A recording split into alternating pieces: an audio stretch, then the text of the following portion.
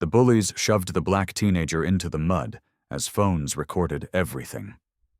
Suddenly, a convoy of 50 bikers rolled up.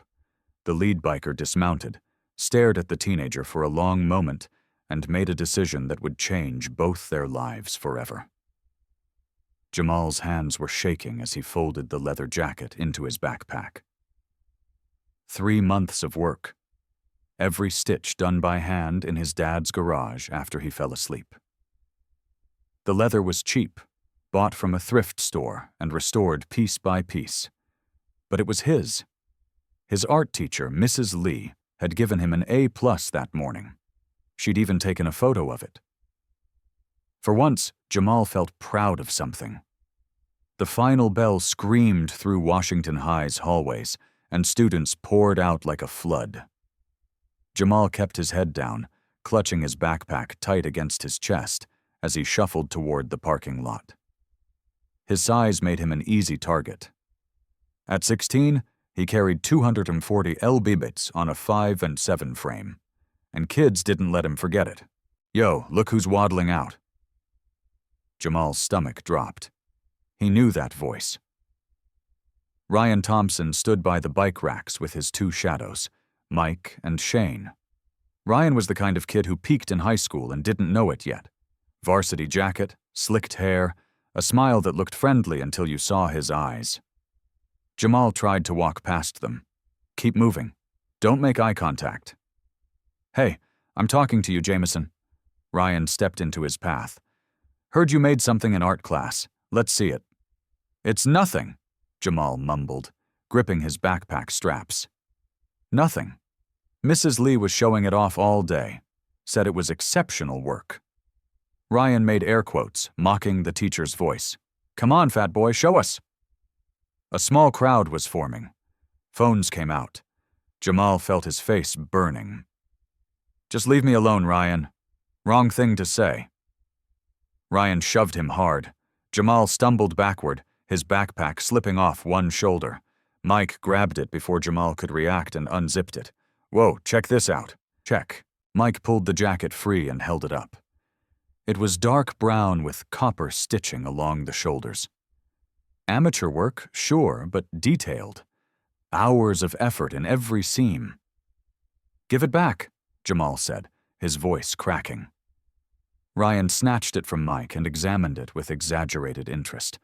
"Did you make this for your boyfriend or wait? Did you think you'd actually fit in it?" He held it against Jamal's chest. "Newsflash, Jameson, you'd need 2 of these." Laughter erupted around them. Someone yelled, "Roasted!" Jamal reached for the jacket. Ryan yanked it away and tossed it to Shane, who caught it and immediately threw it again. "Keep away!" Like Jamal was a kindergartner, he stumbled between them, sweat dripping down his back, his breath coming in short gasps. "Stop!" he whispered. "What's that?" "Speak up." Ryan cupped his ear dramatically. "I said stop." Ryan's smile vanished. He walked up close, so close Jamal could smell the energy drink on his breath. "Or what?" The crowd went silent. Phones recorded everything. Jamal wanted to fight back, wanted to punch that smug face, but he tried that once in middle school and ended up suspended while his attacker walked free. So he did what he always did. Nothing. Ryan laughed and turned to the crowd. "That's what I thought." He held the jacket up high. "Yo, this thing even smells like him, like sweat and failure." Then he threw it, not to Shane, not to Mike, straight into a puddle near the curb. The jacket landed with a wet slap in muddy water mixed with oil and trash. Jamal's vision blurred. He rushed forward and bent down to grab it, but Ryan kicked his legs out from under him. Jamal crashed face first into the same puddle, muddy water filling his mouth and nose. His glasses flew off and skittered across the pavement. The crowd roared with laughter. Someone shouted. Whale beached itself. Jamal lay there soaked and gasping, his fingers scraping uselessly at the dirty jacket. He could hear the laughter, could feel the weight of every eye on him, could imagine the video already spreading through group chats and stories. This was his life. This was always his life. Then something changed. The laughter stopped. Not slowly, instantly, like someone had hit a mute button on the entire parking lot. Jamal lifted his head, muddy water dripping from his hair. The crowd was staring past him, their faces frozen in shock. He heard it before he saw it. A low rumble, deep and mechanical, growing louder. Jamal turned his head. Across the street, a convoy of motorcycles was pulling up to the curb. Not just a few. Dozens. They stretched down the block, chrome glinting in the afternoon sun, engines growling like caged animals. The lead rider wore a black leather vest with patches across the back. Some kind of club logo Jamal couldn't make out from this distance. The bikes rolled to a stop. Engines idled. 50 helmeted figures sat perfectly still like an army waiting for orders. Ryan took a step back. What the hell? The lead rider dismounted slowly. He pulled off his helmet and ran a hand through salt and pepper hair. He was tall, broad-shouldered, probably in his early 40s. Tattoos covered both arms. A scar ran across his left eyebrow. He scanned the parking lot, taking in the scene, the crowd of students, the phones, the bullies standing frozen near the bike racks. Then his eyes found Jamal. The man went completely still. His expression shifted from curiosity to recognition to something Jamal couldn't identify. Shock, maybe, or pain. Jamal stared back, confused. He'd never seen this man before in his life. The biker's jaw tightened. He turned to the convoy and raised one hand, making a simple gesture. Every single engine shut off. In the sudden silence, the man's boots crunched across gravel as he walked toward the parking lot. The other bikers dismounted and followed, forming up behind him like soldiers, 50 bikers walking straight toward them. Ryan went pale. "We should go. Nobody moves," the lead biker said. His voice wasn't loud, didn't need to be. It carried authority like a physical force. The crowd parted as the bikers entered the parking lot. Students pressed against cars and fences, making room. A few teachers had come outside but stopped at the edge of the scene, uncertain. The man walked straight to Jamal and stopped. He stared down at him for a long moment, his expression unreadable. Then he bent down, picked up Jamal's glasses and carefully wiped them clean with his shirt before handing them back. "You okay, kid?" Jamal took the glasses with trembling hands. Up close, he could see details. The man's green eyes, the small scar on his chin, the way his jaw clenched like he was fighting to stay calm. I'm fine," Jamal managed. The biker's eyes softened for just a moment. Then he stood and turned toward Ryan and his friends. "Which one of you threw the jacket?" Nobody answered. The man stepped closer. Behind him, 50 bikers stood in absolute silence. "I asked a question." Ryan swallowed hard. "Look, man, we were just messing around." "Pick it up." Ryan glanced at his friends, at the crowd, at the phone still recording. Then slowly, he walked to the puddle and picked up the muddy jacket. The biker pointed at Jamal. "Now apologize, dude." "Seriously, we didn't mean." "Apologize." The word cut through the air like a knife. Ryan looked at Jamal, then at the ground. "Sorry," he mumbled. "Look at him when you say it." Ryan's face flushed red. He met Jamal's eyes. "I'm sorry." The biker nodded slowly. Then he looked at Mike and Shane. "You too? Same thing." They stammered apologies, their voices barely audible. The man turned back to Ryan. "You and your friends are going to walk to the principal's office right now. You're going to tell them exactly what happened here. Every detail, understand.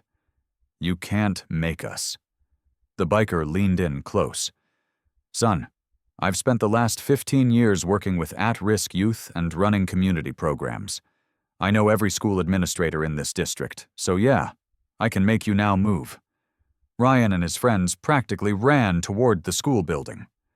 The man watched them go, then turned back to Jamal. He opened his mouth as if to say something, then stopped. Pain flickered across his face. "What's your name?" he asked quietly. "Jamal. Jamal Washington."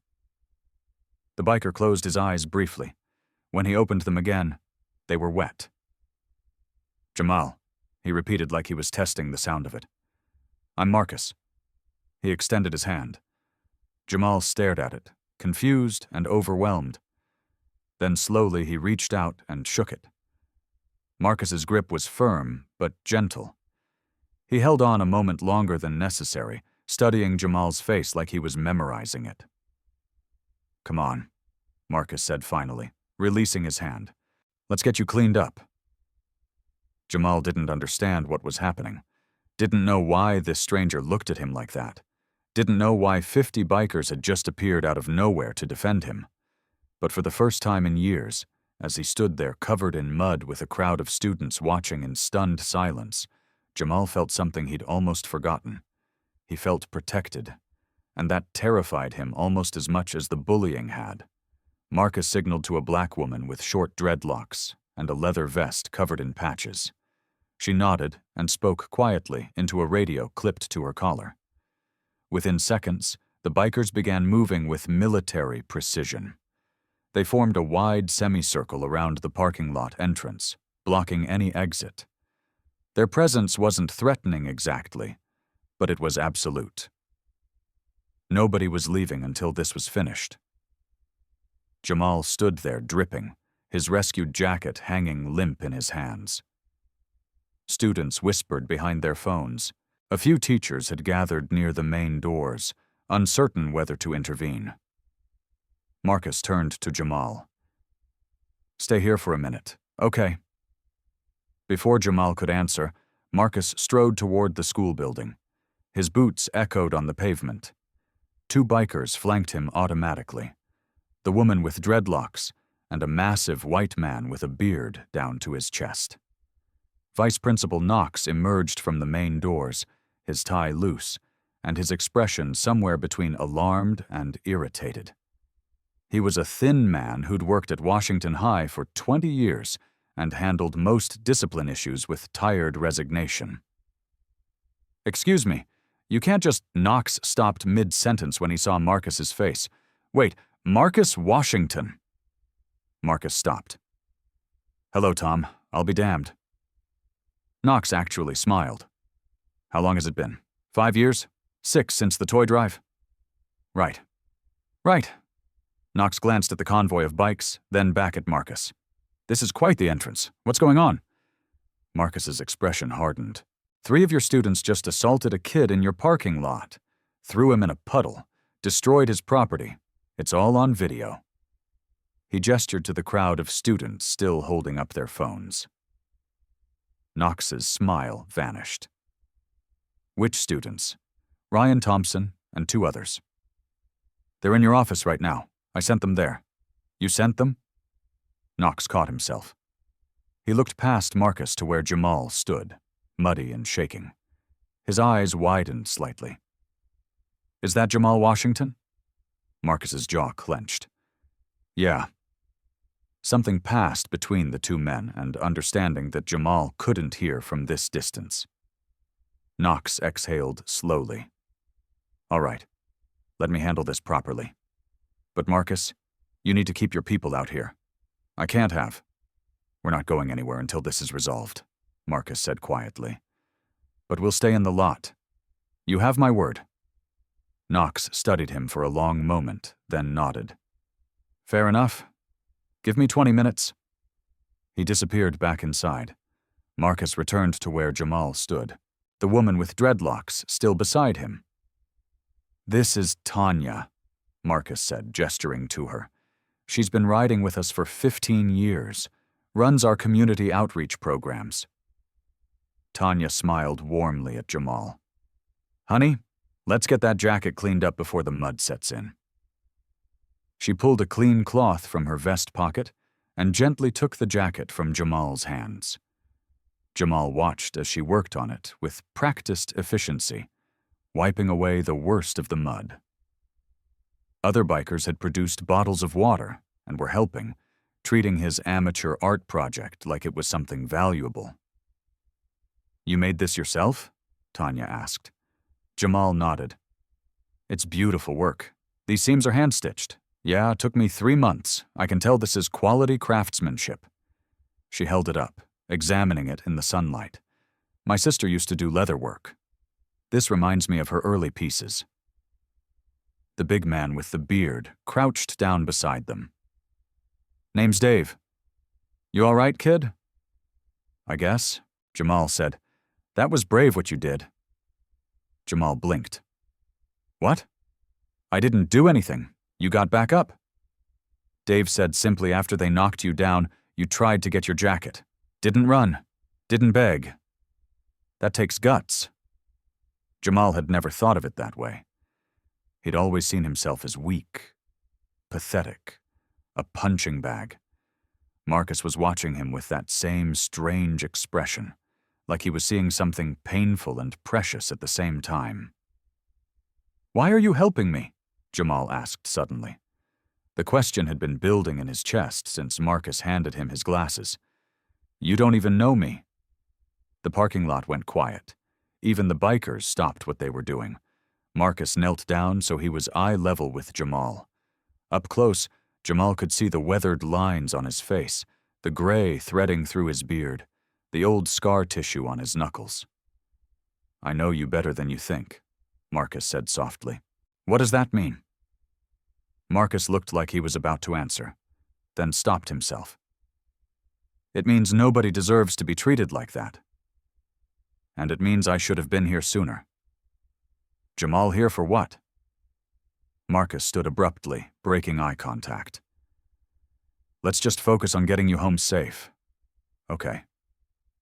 Jamal wanted to push, wanted answers, but something about Marcus's posture told him not to. There was grief in those eyes, old and deep. The school doors opened again. Vice Principal Knox emerged with Ryan, Mike, and Shane in tow. All 3 looked like they'd been crying. Behind them came Principal Harris herself, a stern woman who rarely appeared for anything less than serious incidents.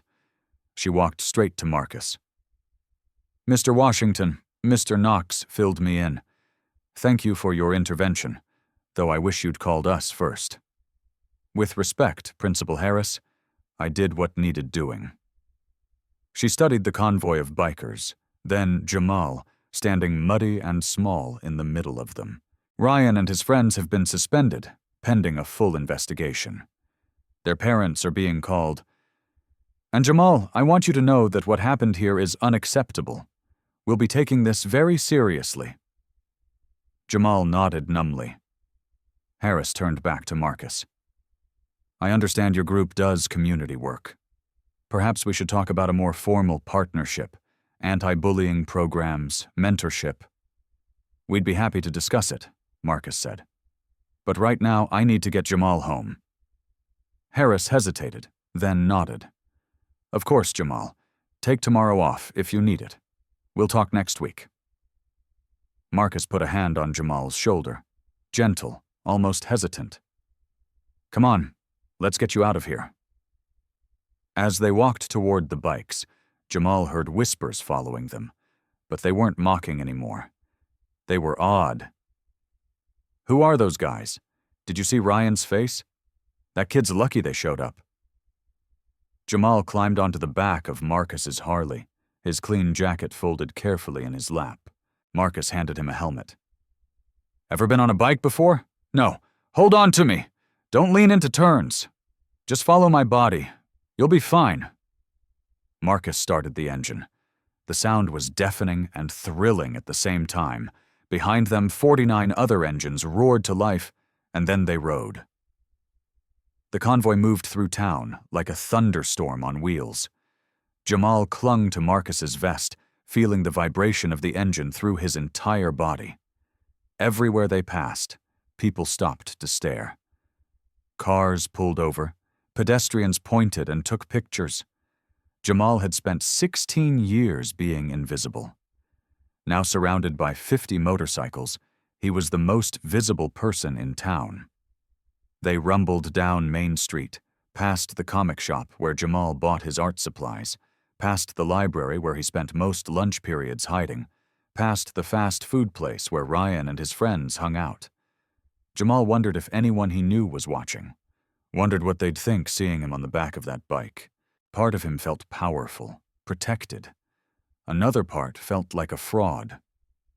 The convoy slowed as they approached Jamal's neighborhood, a collection of small houses with chain-link fences and dying lawns. Marcus turned onto Oak Street and pulled up in front of a faded blue house with a rusty mailbox. Home. One by one, the bikes lined up along the street. Engines died. In the sudden silence, Jamal could hear his own heartbeat. Marcus dismounted and helped Jamal off the bike. Jamal's legs felt like jelly. He pulled off the helmet and tried to hand it back, but Marcus waved him off. "Keep it for a second. We need to talk." Jamal's stomach twisted. About what? Marcus looked at the house, then back at Jamal. He seemed to be wrestling with something. "Jamal, I need to ask you something, and I need you to be honest with me. Where's your father?" The question hit Jamal like a punch. "Why? Just where is he?"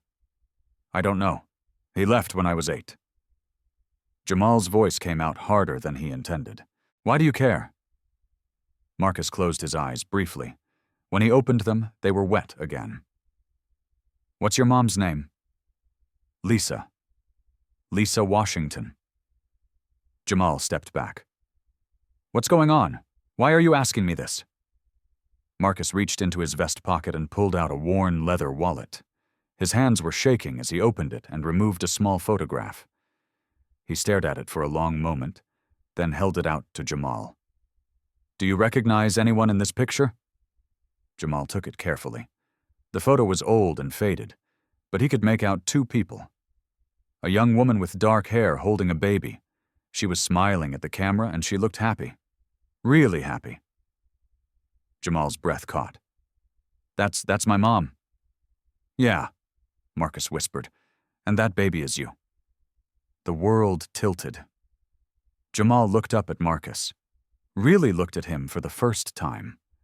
The green eyes, the shape of his jaw, the way he stood with his weight on his left leg. The same way Jamal did when he was nervous. "No," Jamal said. "Jamal, no." Jamal shoved the photo back at Marcus. "You're lying. My dad's name was Marcus, but he wasn't. He didn't." "I was 22 when you were born," Marcus said quietly. "Young and stupid and angry at the world. Your mom and we tried to make it work, but I kept screwing up. Drinking, fighting. I wasn't ready to be a father, so you just left. I left because I thought you'd be better off without me." Marcus's voice cracked. "Your mom said I needed to get my life together or stay away. So I stayed away, joined the military, got sober, started the motorcycle club for veterans. I spent 8 years building something I could be proud of." 8 years, Jamal repeated bitterly. "And you never once came back. I sent money every month. Your mom can confirm that." "Money?" Jamal laughed, but there was no humor in it. "You think money makes up for not being there?" "No. God, no." Marcus ran a hand through his hair. "I know I failed you. I know I can't make up for lost time, but when I saw you in that parking lot today, when I saw those kids hurting you," his voice broke completely. "I couldn't drive away. Not again." Jamal felt tears burning in his eyes. "You don't get to do this. You don't get to show up with your bikes and your hero act and pretend you care." "I'm not pretending." "Then where were you?" Jamal's voice rose.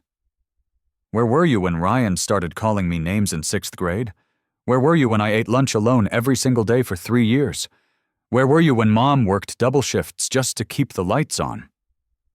Marcus had no answer. He just stood there taking it.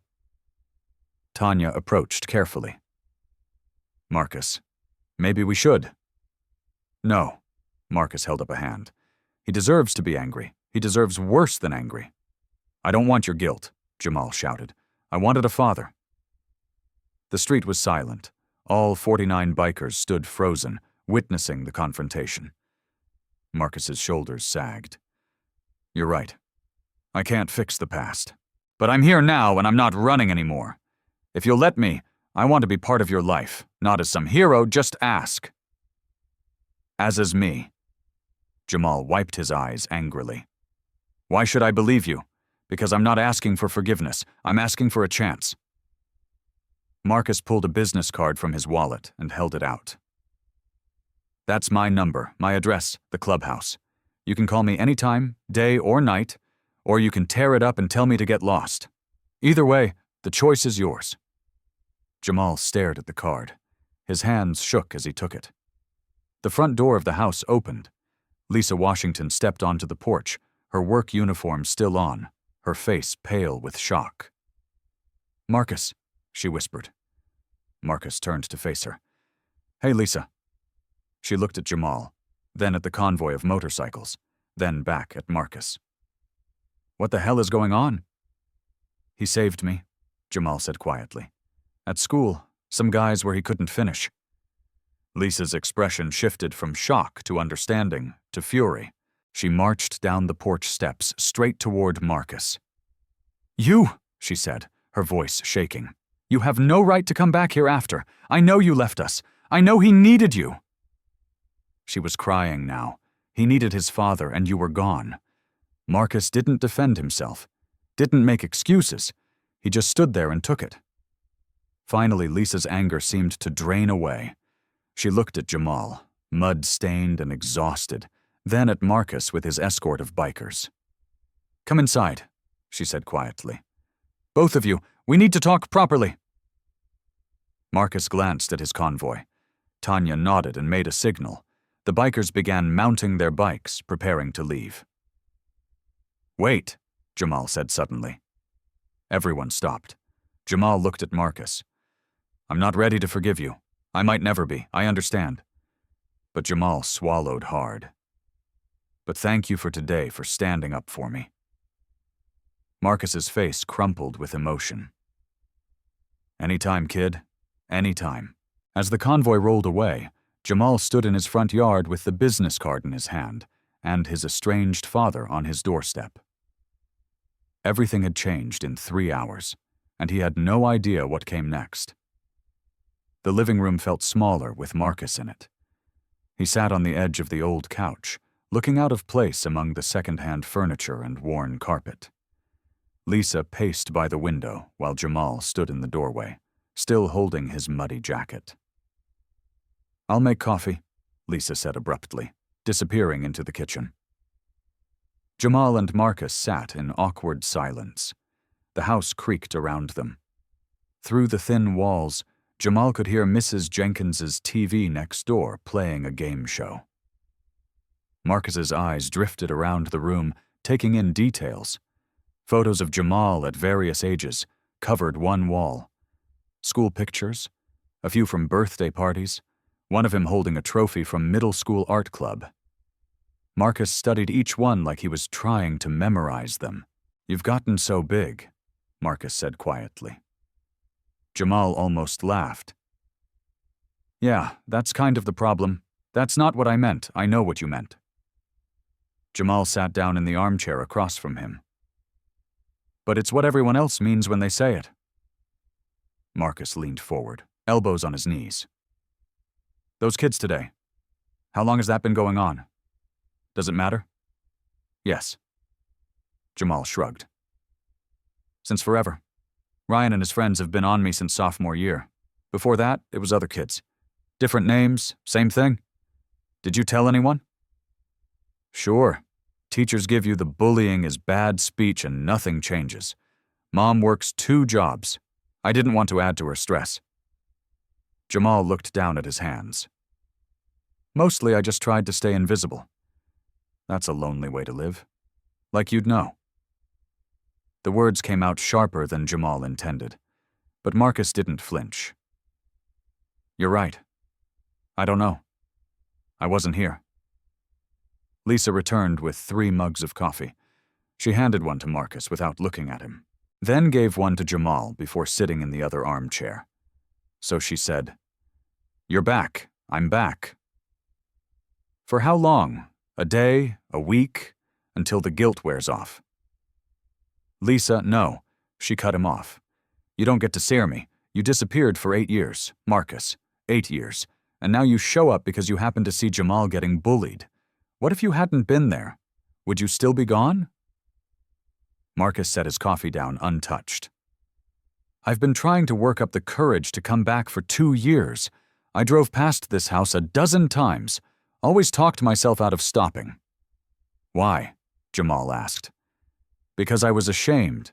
Because I didn't think you'd want to see me. Because I was afraid you'd be better off if I just stayed away." "That's cowardice," Lisa said flatly. "I know. You took the easy way out. I know that too." Lisa's hands trembled around her mug.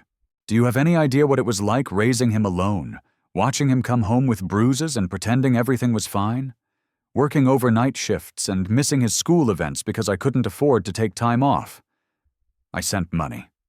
Money isn't a father." Lisa's voice cracked. "Money doesn't show up to parent-teacher conferences.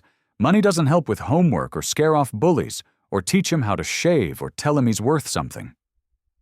Jamal felt tears on his cheeks. He'd never heard his mother say these things out loud. Marcus's face was wet, too. "You're right about all of it. I failed both of you." "So why now?" Lisa demanded. "Why did I? Because I saw my son lying in a puddle while kids laughed at him, and I realized that if I drove away this time, I'd regret it for the rest of my life." Marcus looked directly at Jamal. "I can't undo the past 8 years. I can't give you back the father you should have had. But I can try to be here now if you'll let me." Jamal wanted to scream at him, wanted to tell him it was too late, that he didn't need a father anymore, that Marcus could take his guilt and his motorcycles and disappear again. But he'd spent all day being angry. And under the anger was something else, something he didn't want to admit. "Hope. What does being here even mean?" Jamal asked. Marcus considered the question carefully. "It means I show up not just when it's convenient, not just when something dramatic happens, but regularly, consistently. It means getting to know you, really know you, who you are now, not who I remember from 8 years ago. And if I don't want that, then I respect your choice. But I'll still be available, still be reachable, just in case you change your mind." Lisa stood abruptly. "I need air." She walked to the front porch, leaving them alone again. Jamal watched her go, then turned back to Marcus. "She's angrier than I've ever seen her. She has every right to be. Are you just going to agree with everything we say? When you're right?" "Yeah." Marcus managed a sad smile. "I'm not here to defend myself, Jamal. I'm here to listen." Jamal picked at a loose thread on his jeans. "The bike club, the community work. Is that real? Or just something you said to sound good?" "It's real. We run food drives, toy collections, fundraisers for veteran families. Tanya coordinates most of it. We've helped rebuild 3 houses for disabled vets this year alone. So you became a good person, just not for us." Marcus absorbed the blow. "That's fair. Stop saying everything's fair." Jamal stood up, his frustration boiling over. "Stop being so understanding. It makes it harder to hate you. I don't want you to hate me, but I don't expect you to love me either." Marcus stood too. "I just want a chance to show you I've changed. That's all." Jamal paced the small room. His mind was spinning. Part of him wanted to believe Marcus, wanted to imagine having a father again. But trust felt dangerous. Hope felt like a trap. 1 month, Jamal said finally. "What? 1 month. You show up, you prove you mean it, and then we'll talk about anything more than that." Marcus's eyes widened. "You mean it?" "I don't know if I mean it, but I'm saying it anyway." Jamal crossed his arms. "But if you disappear again, that's it. Forever. No third chances. Deal?" Marcus extended his hand. Jamal looked at it for a long moment, then shook it. Marcus's grip was steady and warm. Lisa appeared in the doorway. I heard that, and I'm holding you to it, Marcus. One mistake and you're gone. Understood. She looked at Jamal. You sure about this? Jamal wasn't sure about anything, but he nodded anyway. All right then. Lisa checked her watch. I need to start dinner. Marcus, you should probably go. Marcus nodded and headed for the door. He paused on the threshold and turned back. Jamal, that jacket you made. It's really good. Thanks. See you soon, maybe. Marcus smiled, small but genuine, and walked out into the evening. Jamal watched through the window as Marcus mounted his bike and rode away alone, the rumble of the engine fading into the distance. You okay? Lisa asked. No, Jamal said honestly, but maybe that's okay for now. 3 days passed. Jamal returned to school expecting whispers and stares, but what he got was stranger respect. Kids nodded at him in the hallways. A few even said hi. Ryan and his friends were nowhere to be seen. Suspended, according to the rumors. On Thursday afternoon, Jamal's phone buzzed during art class. Unknown number. It's Marcus. Still okay if I take you to dinner Saturday? No pressure. Jamal stared at the message for 5 minutes before responding. Jamal, where? Marcus, there's a place I want you to see. I'll pick you up at 5. Jamal. Okay. He told himself it didn't mean anything. One dinner. Part of the 1-month trial. That was all. But Saturday came faster than he expected. Marcus arrived exactly at 5, this time in a pickup truck instead of the Harley. He wore jeans and a plain black t-shirt, looking almost normal without the leather vest and convoy. Hey, Marcus said when Jamal climbed in. Hey. They drove in silence through town. Jamal noticed Marcus's hands gripping the steering wheel tight, like he was nervous. Good, Jamal thought. He should be. 20 minutes later, they pulled up to a large building on the edge of town. The sign read, Steel Brotherhood MC Clubhouse. The parking lot was filled with motorcycles and a few cars. This is where you live? Jamal asked. Not exactly. I have an apartment in the back, but this is headquarters, the heart of everything we do. Marcus killed the engine. Come on, there's people I want you to meet.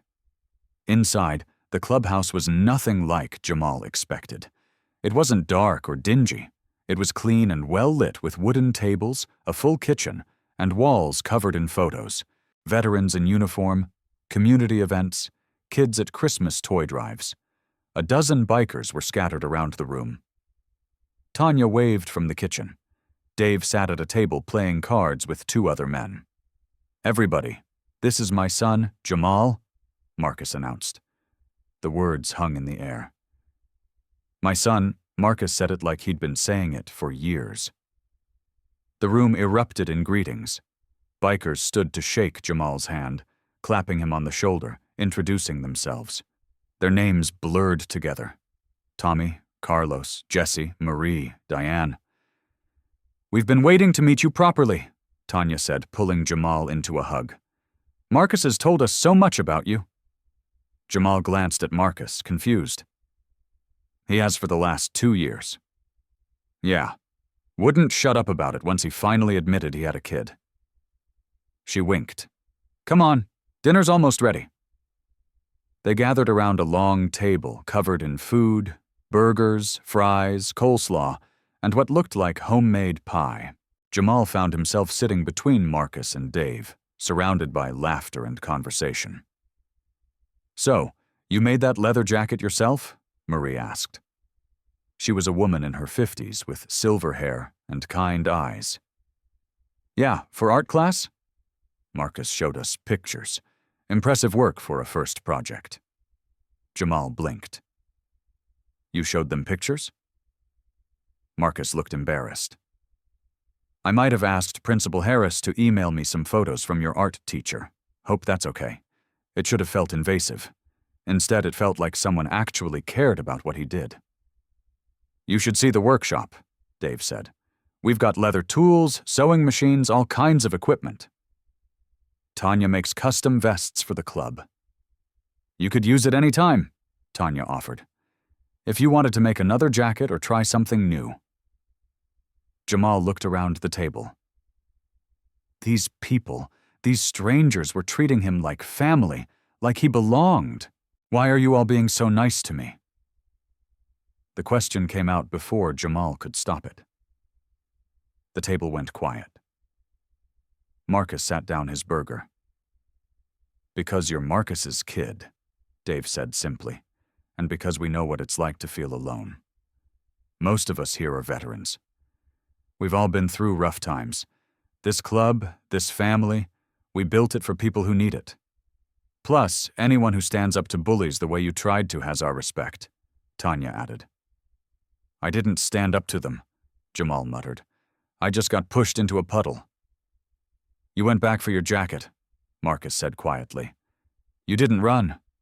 That takes courage." Jamal wanted to argue, but something in Marcus's expression stopped him. Pride. His father was proud of him. After dinner, Marcus gave Jamal a tour of the clubhouse. There was a gym, a library filled with donated books, and a room dedicated to community projects. Charts on the wall track donations, volunteer hours, upcoming events. "We're planning a fundraiser next month for the Children's Hospital," Marcus explained. "Poker tournament. Maybe you could help design the posters.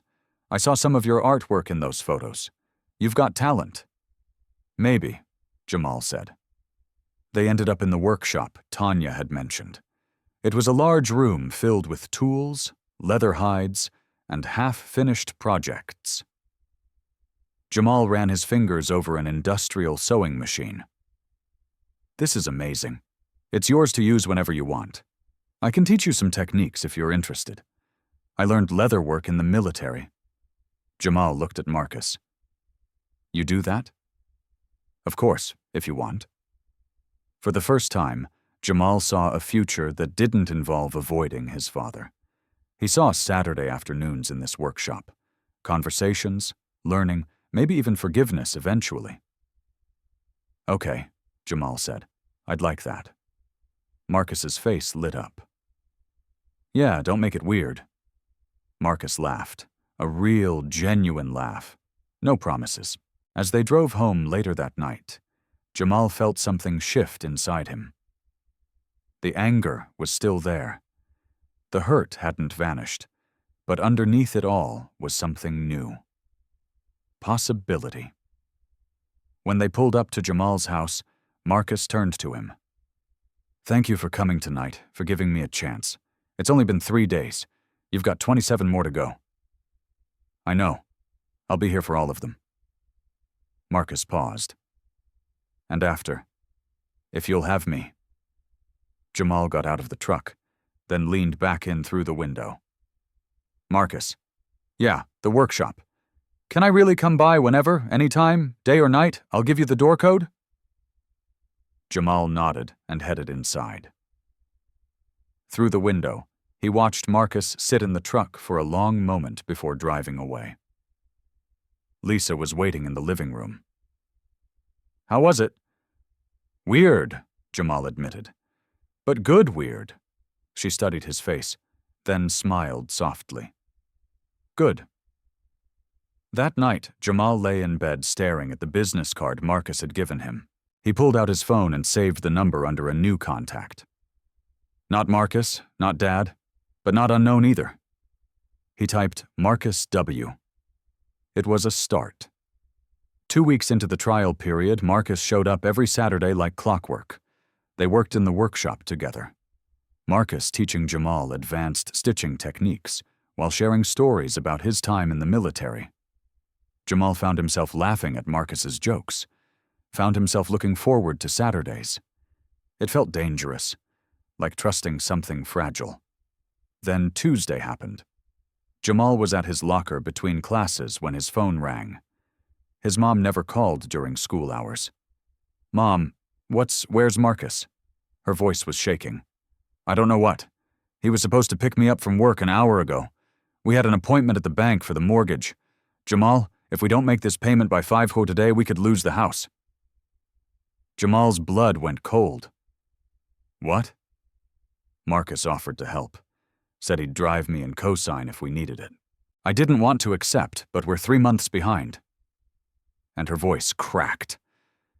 He promised he'd be here, Jamal. He promised. Maybe he's just running late. I've called him 15 times. It goes straight to voicemail. Jamal felt the old familiar weight settling back onto his chest. Of course. Marcus would disappear when it actually mattered. I'll figure something out, Lisa said. I just wanted to tell you in case you heard from him. She hung up. Jamal stood frozen in the crowded hallway, students flowing around him like water around a stone. The bell rang, but he didn't move. Marcus had promised, sworn he wouldn't disappear again, and the first time something important happened, he vanished. Jamal's hands trembled as he pulled up Marcus's contact. He called. Voicemail. Called again. Voicemail. He texted, Where are you? No response. By lunch, Jamal's anger had calcified into something hard and cold. He skipped his afternoon classes and took the bus across town to the clubhouse. The parking lot was mostly empty. Just a few bikes in Tanya's car. Tanya was in the kitchen when Jamal burst through the door. Jamal, what are you doing here? Shouldn't you be? Where is he? She blinked. Marcus. He left early this morning. Some kind of emergency. Didn't say where. An emergency? Jamal laughed bitterly. Right. Of course. Honey, what's going on? He was supposed to help my mom today. Something important.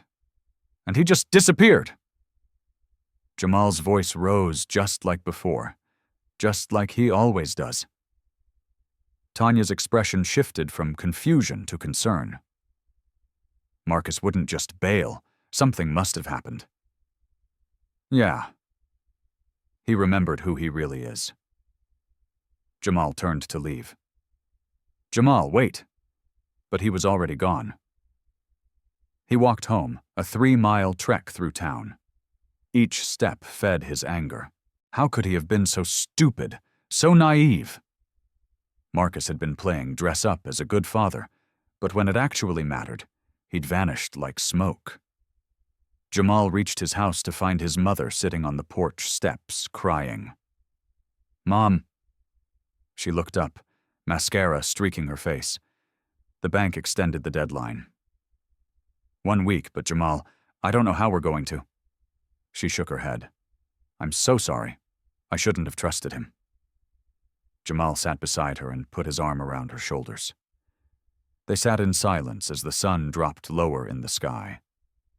At 7:30, headlights swept across the yard. Marcus's truck pulled into the driveway. Jamal stood up, fists clenched. Marcus climbed out slowly. His face was pale, his hands shaking. There was blood on his shirt. Lisa, Jamal, I am so sorry. Save it, Jamal said coldly. Please, just let me explain. Explain what? That you abandoned us again? That your promises don't mean anything, Jamal? Lisa started, but Jamal cut her off. No, he doesn't get to do this. Jamal walked down the steps until he was face to face with Marcus. You said you'd changed. You said you'd be there. It's been 2 weeks and you already proved you're the same person who left 8 years ago. Marcus's eyes were wet. You're right to be angry, but please, I don't want to hear it. Jamal's voice cracked. We needed you today for something real, not just workshop time and dinners. And you disappeared. I know. And my mom was crying. Do you understand that? She was sitting on those steps crying because she trusted you. Marcus flinched like he'd been hit. What happened to your shirt? Lisa asked quietly. Marcus looked down at the blood like he'd forgotten it was there.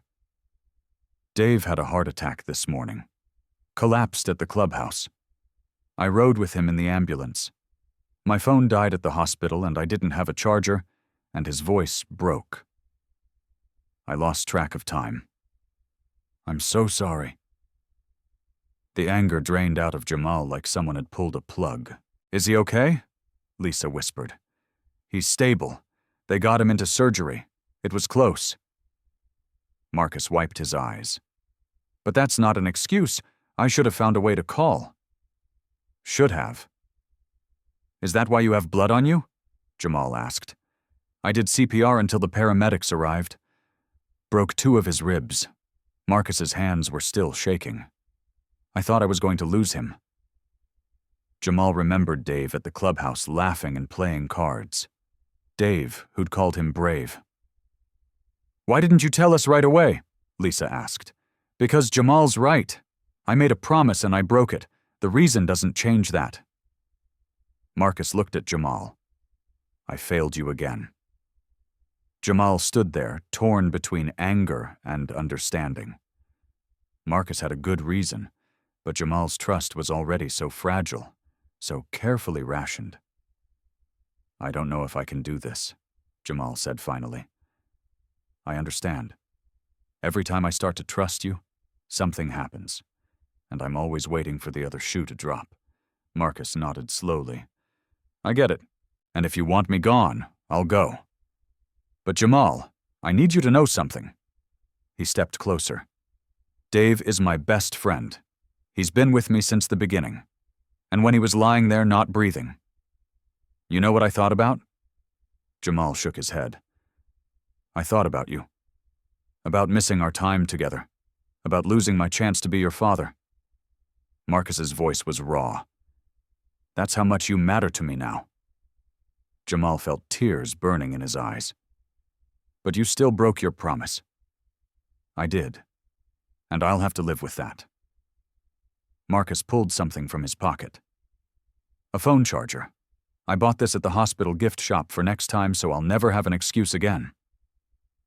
The gesture was small, pathetic even, but somehow it meant everything. Lisa cleared her throat. The bank gave us a week. Can you still help? I'll be there tomorrow, I promise, and this time I'll keep it. Jamal looked at his mother. She was studying Marcus's face, searching for something. One more chance, she said finally. But Marcus, I know I won't. Marcus looked at Jamal. Are we okay? Jamal didn't answer right away. He thought about Dave in the hospital, about Marcus covered in blood, doing CPR, breaking ribs to save a life, about the phone charger in his hand. We're not okay, Jamal said, but we're not done either. Marcus's shoulders sagged with relief. That's enough. That's more than enough. Marcus kept his promise. He went to the bank with Lisa the next day, co-signed the paperwork, and even covered 2 months of payments up front. When Lisa protested, he simply said, 8 years of child support I should have paid in person. Dave recovered slowly. The bikers rallied around him, and Jamal found himself visiting the hospital with Marcus, bringing cards the club members had signed. You came, Dave said weakly from his bed, smiling at Jamal. Yeah, well, Marcus said. You were the one who called me brave. Had to make sure you were okay. Dave squeezed Jamal's hand. You are brave, kid, and you've got a good heart, like your old man. Jamal glanced at Marcus, who was trying not to cry. 3 weeks after the incident, Principal Harris called Marcus with a proposal. The school board wanted to launch an anti-bullying initiative, and after hearing about what happened in the parking lot, they wanted the Steel Brotherhood MC involved. Marcus asked Jamal first. They want us to come to a school assembly, talk about bullying, community support, that sort of thing, but only if you're comfortable with it. Jamal thought about Ryan and his friends who'd returned to school sullen and quiet. Thought about the other kids who still got picked on while everyone looked away. I'll do it, but I want to say something too. You sure? Yeah, I'm sure. The assembly was scheduled for Friday morning. The entire school filed into the gymnasium, over 800 students. Jamal sat backstage with Marcus, Tanya, Dave, still moving slowly but insisting he wouldn't miss it, and 5 other bikers. His hands wouldn't stop shaking. "You don't have to do this," Marcus whispered. "Yes, I do." Principal Harris took the microphone first, introducing the program. Then Marcus stepped forward. "My name is Marcus Washington. I'm the president of the Steel Brotherhood Motorcycle Club." His voice carried across the gym. "4 weeks ago, some of your classmates assaulted my son in your parking lot. They mocked him, destroyed his property, and physically attacked him while others stood by and filmed it." The gym was silent. Jamal could see students shifting uncomfortably in their seats. He spotted Ryan 3 rows back, staring at his shoes. "We could have responded with violence," Marcus continued, "but that's not who we are. We're veterans, fathers, mothers, community members. We believe in accountability, not revenge. We believe in building people up, not tearing them down." Tanya stepped forward and talked about the club's community programs. Dave, still weak, spoke about his own experiences with bullying as a kid and how it had nearly destroyed him. Then Marcus turned and gestured to Jamal. "I'd like my son to say a few words." Jamal's legs felt like water as he approached the microphone. 800 faces stared at him. He saw Mrs. Lee smiling encouragingly, saw kids from his art class, saw Ryan finally looking up. Jamal cleared his throat.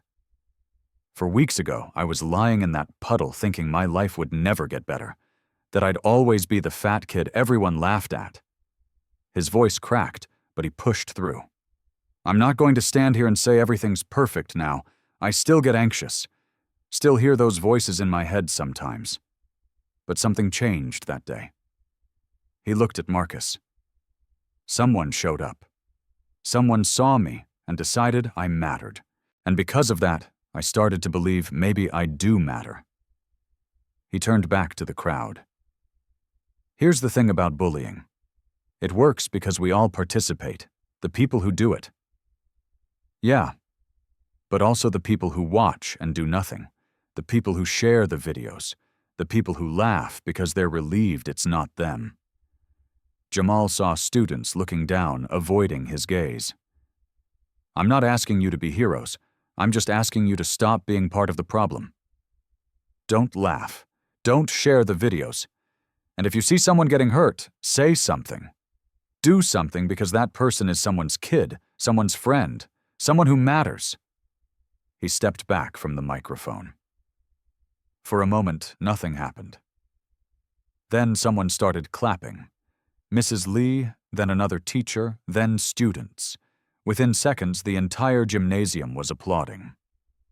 Jamal stood there, overwhelmed. Marcus put a hand on his shoulder and squeezed. After the assembly, Principal Harris introduced them to 3 teachers who wanted to partner with the club for ongoing programs. They discussed mentorship opportunities, workshops, even a scholarship fund. "This is bigger than I expected," Marcus admitted. "Good things usually are," Tanya said. As they walked toward the parking lot, a voice called out, "Hey, Jamal." Jamal turned. Ryan stood a few feet away, his friends nowhere in sight. He looked smaller somehow, defeated. "I just wanted to say what you said in there about being part of the problem." Ryan swallowed hard. "You were right. And I'm sorry." "Really sorry." Jamal studied him for a long moment. The apology felt genuine, but the hurt was still fresh. "I don't forgive you yet," Jamal said honestly. "But maybe someday?" Ryan nodded. "That's fair." He walked away. Marcus watched him go. "That took guts for both of you. He's got a long way to go." "So do we," Marcus said quietly. "But we're getting there." That evening, the club threw a small celebration at the clubhouse. They ordered pizza and raised sodas and toast to new beginnings. Jamal found himself in the workshop with Marcus working on a new project, a vest like the ones the bikers wore. "You really think this partnership thing will work?" Jamal asked, carefully stitching a seam. I think we have to try. The world's got enough anger in it. Might as well add some good. Jamal smiled. That's cheesy. I'm a dad. I'm allowed to be cheesy. Marcus paused. If that's okay, me calling myself that. Jamal's hand stilled. He'd been avoiding that word for weeks, but sitting here in this workshop, surrounded by people who'd become family, it didn't seem so scary anymore. It's okay, Jamal said quietly. Dad? Marcus's eyes went wide, then wet. He pulled Jamal into a hug, tight and long and full of 8 years of absence trying to be made right in a single moment. I love you, kid, Marcus whispered. I should have said it sooner. I love you too, Jamal said, and meant it. When they pulled apart, both were crying, but they were smiling too. Dave appeared in the doorway, leaning on a cane. You two done being emotional? Pizza's getting cold. We're coming, Marcus said, wiping his eyes. As they walked back to the main room, Jamal realized something had shifted, not just between him and Marcus, but inside himself. He'd spent so long feeling invisible, worthless, small. But he wasn't small. He'd stood in front of his entire school and told his truth. He'd faced his father's abandonment and chose to forgive anyway. He'd looked his bully in the eye and held his ground. He was stronger than he'd ever known. And for the first time in his life, Jamal Washington felt like he was exactly where he belonged. 6 weeks after the assembly, autumn arrived in full force. The leaves turned gold and red, and the air carried that crisp promise of change. Jamal had settled into a rhythm. School during the week, workshop time with Marcus on Saturdays, family dinners with his mom and Marcus on Sundays. It still felt strange sometimes, having a father, but it also felt right. The anti-bullying program had taken off beyond anyone's expectations. Tanya coordinated monthly workshops where bikers came to talk about respect, mental health, and finding your tribe. Ryan and his friends were required to attend as part of their restitution. But something unexpected happened. They actually engaged. Ryan even apologized to Jamal again, this time with genuine remorse in his eyes. I don't expect us to be friends, Ryan had said, but I wanted you to know I'm working on being better. Jamal had nodded. Forgiveness was still a journey, but at least they were both walking it. On the first Saturday of October, Marcus showed up at Jamal's house earlier than usual. He was grinning like a kid. What? Jamal asked suspiciously. Put on your jacket. The one you made? Jamal had finished restoring it weeks ago, adding new details he'd learned from Marcus. It fit perfectly now, worn and comfortable like a second skin. Why? Just trust me. They drove to the clubhouse where the entire Steel Brotherhood was assembled. All 50 bikes gleaming in the morning sun. Tanya handed Jamal a helmet with a smile. What's happening? Jamal asked. Marcus swung a leg over his Harley. You remember that first ride when we brought you home and you felt like you actually mattered? Jamal nodded. Well, today we're riding again, but this time it's not about rescue or protection. Marcus's eyes were bright. This time it's about celebration, about who you've become. Dave rolled up on his bike, fully recovered and grinning. Ready to ride with us, kid? As one of the family, Jamal's throat tightened. I'm not a biker. You don't have to be, Tanya said. You're one of us anyway. Marcus patted the seat behind him.